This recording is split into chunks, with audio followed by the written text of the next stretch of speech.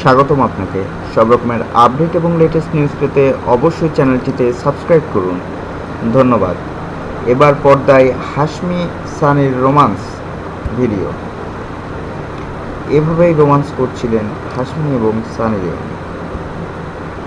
বহুল প্রতীক্ষিত ও তারকাবহুল সিনেমা বাদশাহ কয়েকদিন ধরেই সিনেমার পোস্টার প্রকাশ করে আসছিলেন নির্মাতারা। গতকাল 19 জুন প্রকাশিত হয়েছে সিনেমাটির টিজার। এতে অ্যাকশন দৃশ্যের পাশাপাশি রোমান্সেরও আভাস মিলেছে।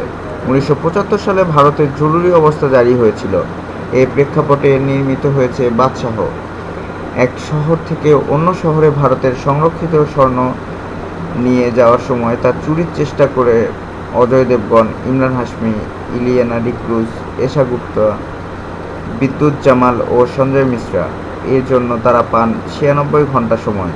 তাদের বাধা দেওয়ার জন্য রয়েছে এলিট সেনা সদস্য।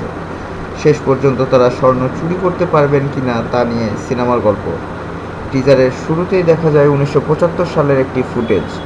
সেখানে ইন্দিরা গান্ধী, ভারতের তৎকালীন প্রধানমন্ত্রী, জরুরি অবস্থা নির্দেশপত্রে স্বাক্ষর করছেন। এরপর দেখানো হয় এলিট সেনাবাহিনীর তত্ত্বাবধানে একটি সুরক্ষিত জায়গায় স্বর্ণ রাখার জন্য নিয়ে যাওয়া হচ্ছে।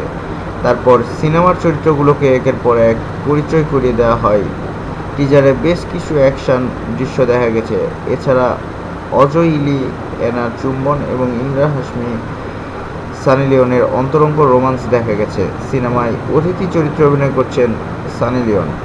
বাদশাহ সিনেমাটি পরিচালনা করেছেন মিলান লুথারিয়া। টি সিরিজের ব্যানারে সিনেমাটি প্রযোজনা করছেন গুলশান কুমার, ভূষণ কুমার, কৃষাণ কুমার। আগামী 1 সেপ্টেম্বর মুক্তি পাবে সিনেমাটি। ধন্যবাদ ভিডিওটি দেখার জন্য। আরও আপডেট পেতে চ্যানেলটিতে সাবস্ক্রাইব করুন।